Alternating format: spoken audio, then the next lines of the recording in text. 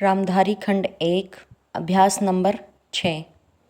उपाध्यक्ष महोदय, तब उन लोगों को कुछ आशा हुई कि हम लोग भी उसी तरह चल सकते हैं जिस तरह से पहले चल रहे थे।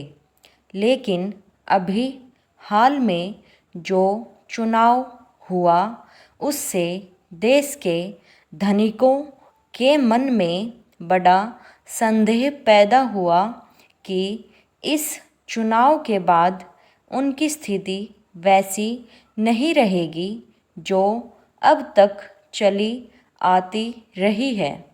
गरीबों और अमीरों के बीच में अब तक जो बहुत बड़ा अंतर चला आ रहा था उसको अब तेजी से दूर करने का प्रयत्न किया जाएगा।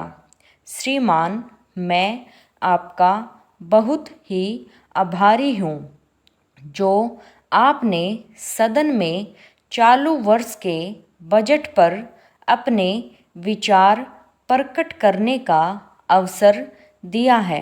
मैं इस बजट का समर्थन करना चाहता हूँ।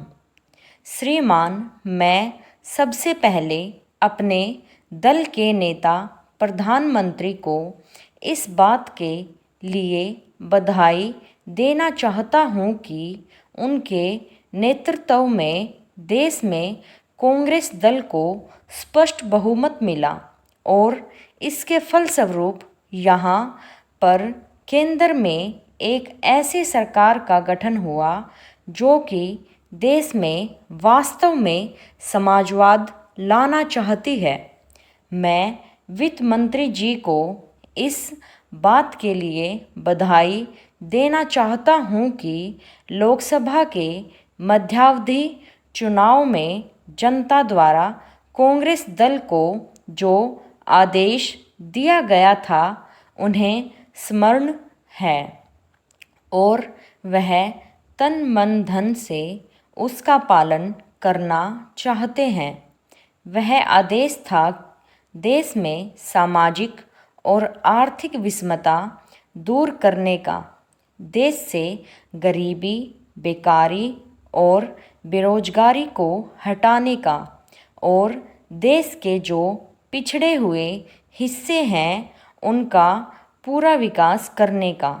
साथ ही साथ इस बात का भी आदेश था कि देश के अंदर इस प्रकार की सामाजिक और आर्थिक व्यवस्था पैदा की जाए जिसके अंतर्गत जनता शोषण से मुक्त हो सके।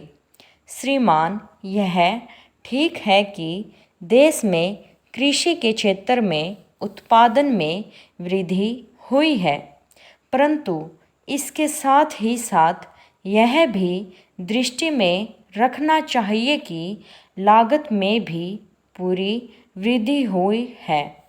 इसके लिए आवश्यक है कि सिंचाई के साधन बढ़ाए जाए और अधिक उन्नत बीजों का प्रयोग किया जाए। आज कृषकों को कृषि के यंत्र मिलने में बहुत कठिनाई हो रही है।